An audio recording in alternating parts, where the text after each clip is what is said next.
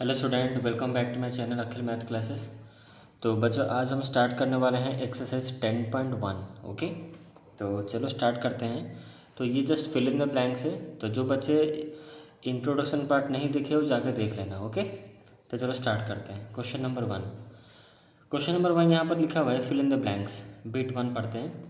The centre of a circle lies in dash of the circle. Simple सी बात है, जो सर्कल का जो सेंटर होता है, एक एक चीज़ों को मैं अच्छे से समझाऊंगा। यहाँ पर देखो, पहला question, the centre of a circle, मतलब एक सर्कल है तो जो सेंटर होता है, सेंटर तो बीच में ही होता है ना, right. The centre of A circles lies in dash of the circle, तो बीच में होते तो क्या है, वो ऑप्शन गिवन है, इंटीरियर होगा कि एक्सटीरियर होगा कि इंटीरियर होगा। तो सिंपल सी बात है, सेंटर जो होता है वो इंटीरियर होगा, तो ये वाला ऑप्शंस, तो यहाँ हम लिख देंगे इंटीरियर, राइट। आते हैं दूसरे क्वेश्चन पे।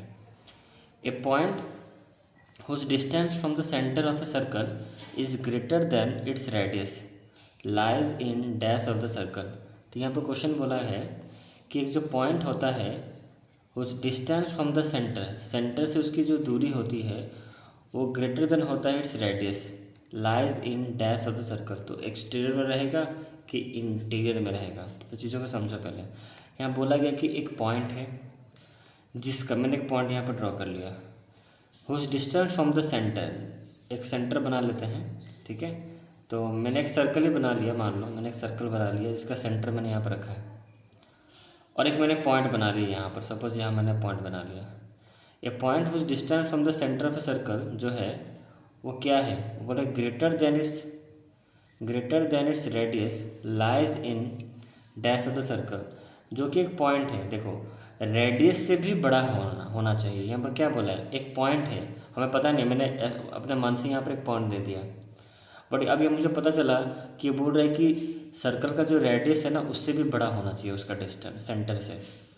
तो ऑब्वियसली वो पॉइंट बच्चों बाहर ही लाई करेगा, ये वाला पॉइंट होगा, ये वाला पॉइंट तो हो नहीं सकता, ठीक है। सिंपल सी बात है, एक पॉइंट जिसका डिस्टेंस सेंटर से रेडियस से भी अगर बड़ा हो तो उस पॉइंट को बाहर ही रहना पड़ेगा, क्योंकि जैसे ही वो अंदर, मान लो अगर मैं यहाँ पर पॉइंट देता हूँ तो सेंटर से डिस्टेंस यहाँ पर जो है, मान लो पॉइंट अगर मैं यहाँ देता हूँ तो सेंटर से जो डिस्टेंस है वो बोले रेडियस से भी अधिक, मतलब रेडियस से भी ज़्यादा होना चाहिए। तो वो पॉइंट ऑब्वियसली सर्कल के बाहर लाई करेगा। अगर मैं ये पॉइंट को कंसिडर करूँ तब हो जाएगा। देखो, यहाँ से मैं सेंटर तक एक डिस्टेंस यहाँ पर कर देता हूँ, तो अब आप देख सकते हो कि अब ये जो लाइन सेगमेंट है, अब ये जो डिस्टेंस है इस पॉइंट का, इस सेंटर से, सर्कल के सेंटर से, ये रेडियस से भी बड़ा है। तो रेडियस से बड़ा है, इसका मतलब वो पॉइंट बच्चों सर्कल के बाहर ही लाई करेगा, अंदर लाई नहीं करेगा, ठीक है। चलो, अगर अंदर लाई भी करता है तो रेडियस से छोटा हो जाएगा। हमें बोला कि भाई रेडियस से बड़ा होना चाहिए, तो इसका आंसर होगा एक्सटीरियर। तो वो पॉइंट कहाँ होना चाहिए, बाहर होना चाहिए सर्कल के, एक्सटीरियर, राइट। अच्छा, अब हम आते हैं क्वेश्चन नंबर बिट 3 पे। The longest chord of a circle is ए, हमें पता है डायमीटर ही होता है, इसकी अब समझाने की क्या ज़रूरत है, डायमीटर ही होगा। Next, bit 4, an arc is a dash when it ends are an dash of diameter. मतलब बोल रहा है कि आर्क इज ए, वो क्या होना चाहिए, एक आर्क क्या हो जिसका एंड पॉइंट जो होगा are the end points of diameter, मतलब डायमीटर का जो एंड पॉइंट है उस आर्क का जो एंड पॉइंट है वो दोनों सेम ही होना चाहिए। तो मैंने सपोज एक आर्क मैंने बना लिया, ठीक, मैंने एक आर्क बनाया है कि ये एक मैंने आर्क बनाया। अब इसके एंड पॉइंट्स तो ये है ना, ये इसके एंड पॉइंट्स हैं, ठीक है। अब यही जो एंड पॉइंट्स है ना, ये डायमीटर के भी एंड पॉइंट्स होने चाहिए। तो अब यहाँ पर मैं डायमीटर बना देता हूँ, तो ये रहा मेरा सेंटर। डायमीटर तो सेंटर से पास होकर जाएगा ना, समझ में आ रहा है ये चीज़ें। तो देखो, ये आर्क का एंड पॉइंट्स यहाँ ये रहा, और यही एंड पॉइंट बच्चों ये डायमीटर का भी है एंड पॉइंट्स। तो ये एक सर्कल है हमारा, तो ये वाला जो पोर्शन इसके बारे में, तो ये आर्क क्या होगा, ये जो आर्क होगा ना बच्चों, ये एक सेमी सर्कल है। मैंने इंट्रोडक्शन वीडियो में बताया नहीं, इसको हम बोलते हैं सेमी सर्कल, दिस वन, मतलब आधा सर्कल। तो हम यहाँ पे लिखेंगे semi circle, semi circle, right. अच्छा, अब आते हैं next, bit 5, segment of a circle is the region between an arc and dash of the circle. मतलब सेगमेंट तो हम ऑलरेडी पढ़ ही चुके हैं, और एक बार देख लो सेगमेंट जो होता है कैसे होता है वो। सेगमेंट, हमें पता है ये हमारा सर्कल है और मैंने बताया था आपको बच्चों ये यहाँ पर आपका सेंटर है, तो मैंने यहाँ पर एक कॉर्ड ड्रॉ किया। अब ये हमारा एक सेगमेंट बन गया, माइनर सेगमेंट, और ऊपर वाला जो होगा ये वाला रीजन मेजर सेगमेंट। तो बोला segment of a circle is the region between क्या, एक आर्क का और किसका एक रीजन होता है, जो हमारा जो सेगमेंट होता है सर्कल का, ये एक आर्क का और एक कॉर्ड का होता है, क्योंकि कॉर्ड और आर्क मिलके बनता है सेगमेंट। तो यहाँ पर क्या होगा, बिट नंबर 5 हम लिखेंगे द कॉर्ड, कॉर्ड होगा, राइट। सॉरी बच्चों साउंड के लिए, और ट्रेन जा रहा है। अब बिट आते हैं बिट नंबर 6 पे। A circle divides the plane on which it lies in dash part. एक सर्कल, मान लो मैंने एक प्लेन बनाया, प्लेन सरफेस, अब मैंने यहाँ पे एक सर्कल ड्रॉ कर दिया।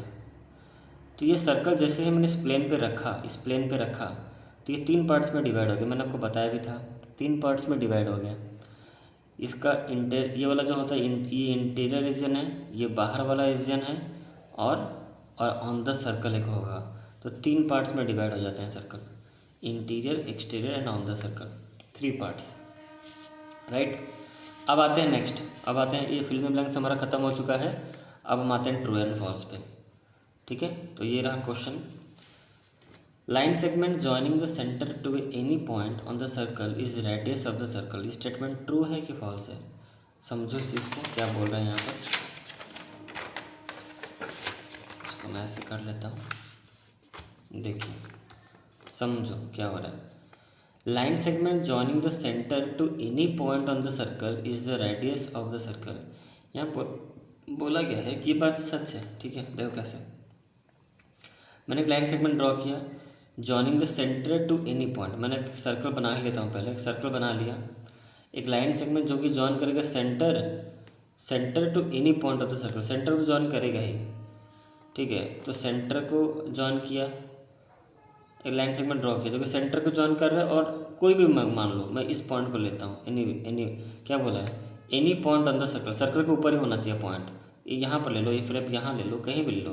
तो ये क्या होता है, ये बच्चों को रेडियस ही तो होता है ना, तो क्या होगा, तो पहला स्टेटमेंट क्या होगा, ये आपका true, this statement is true, right.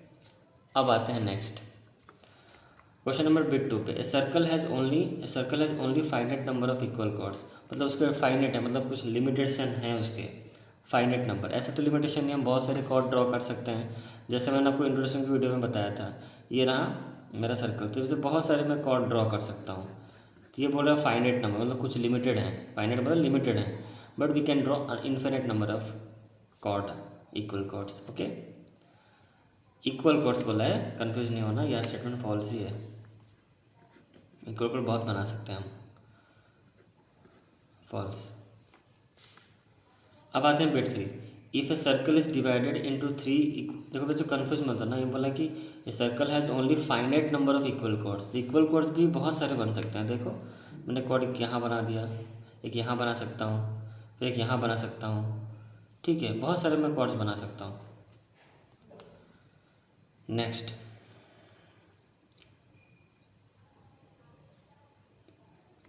If a circle is divided into 3 equal arcs, each is a major arc. यहाँ बोले कि अगर सर्कल को हम डिवाइड करें 3 इक्वल आर्क में, तो हर एक उसका मेजर आर्क होगा। कैसे, देखो ये स्टेटमेंट जो ये भी फॉल्स ही है। कैसे देखो, अगर मैं सर्कल ड्रॉ करता हूँ, if a circle is divided into 3 equal arcs, each is a major arc. अगर इक्वल आर्क है तो मेजर कहाँ से हो जाएगा, मान लो यहाँ से यहाँ पर एक आर्क मैंने, ये वाला आर्क मैंने ड्रॉ किया, इसको भी मुझे इक्वल सेम ही रखना पड़ेगा, फिर इसको भी मुझे सेम ही रखना पड़ेगा। अगर यहाँ बोल रहा है कि if circle divide into 3 equal, अगर इक्वल आर्क में डिवाइड करें तो ईच इज हर एक मेजर आर्क है। मेजर आर्क कैसे हो सकता है, अगर यहाँ बोल रहे इक्वल, अरे मेजर होने के लिए छोटा बड़ा होना चाहिए ना। इक्वल आर्क में कैसे बता सकते हो कौन सा मेजर आर्क है आपका, नहीं बता सकते, ठीक है। तो ये स्टेटमेंट आपका फॉल्स है, right. Number 4, a chord of a circle which is twice as long as is radius is diameter of the circle. ये तो आपको पता ही है, ये स्टेटमेंट ट्रू है। देखो यहाँ पर बोला गया है, a chord of a circle which is a twice as long as it radius is a diameter. जो यहाँ बोलता है कि एक कॉर्ड है which is a twice of its radius, जो रेडियस का ट्वाइस है, तो रेडियस ये जो होगा इसका ट्वाइस होगा, मतलब ये जो है इसका ट्वाइस ऑफ रेडियस का होगा आपका, डायमीटर ही तो होता है ना, ठीक है। तो ये स्टेटमेंट आपका ट्रू है। Number 5, a sector is the region between the chord and the corresponding arc. गलत है ये। सेक्टर किसको बोलते हैं, दो रेडियस होगा, दो रेडी होगा, और ये आर्क का, आर्क प्लस ये दो रेडी, ये जो रीजन होता है ना इसी को बोलते हैं सेक्टर। पर यहाँ पर बोला गया sector is the region between the chord and corresponding arc. यहाँ पर कॉर्ड नहीं होता है, कॉर्ड नहीं होगा, ठीक है, वो कॉर्ड में से सेगमेंट हो गया, बट यहाँ पर रेडियस होता है, रेडी होता है, ठीक है। तो ये गलत है, फॉल्स। यहाँ पर होना चाहिए क्या, यह सेक्टर नहीं होना चाहिए, यहाँ पर सेगमेंट होना चाहिए। सेक्टर का आर्क तो होगा बट ये कॉर्ड नहीं होगा, यहाँ पर रेडियस से होगा, रेडी बोलोगे उसको, रेडियस तो नहीं, रेडी, दो रेडियस को मिलके होगा। Number 6, a circle is a plane figure. Yes it is true, circle एक प्लेन फिगर है, ट्रू। ये स्टेटमेंट आपका ट्रू है। ओके, तो बच्चों यहाँ पर मैंने सारे क्वेश्चंस यहाँ पर डिस्कस कर दिए। क्वेश्चन यहाँ पर हमारा एक्सरसाइज 10.1 ख़त्म होता है। और सिर्फ बच्चों से मैं बता दूँ कि जो भी बच्चे प्रीवियस वीडियोस नहीं देखे हो जाके देख लेना, ओके। और कुछ भी अगर डाउट्स होता है तो आप मुझे पूछ सकते हो कमेंट सेक्शन में। तो यहाँ पर सारे क्वेश्चन, अब एक बार सारा क्वेश्चन अच्छे से देख लो, और एक बार छोड़ो नीचे गिर गया, देखो अब यहाँ से सारा क्वेश्चन अच्छे से देख लो, सारा आंसर आप अपने कॉपी में लिख लो, ओके। तो यहाँ पर इस वीडियो का एंड करते हैं, मिलते हैं नेक्स्ट वीडियो में, स्टार्ट करेंगे अलग क्वेश्चंस। तब तक इस वीडियो में इतना ही, चलो बाय।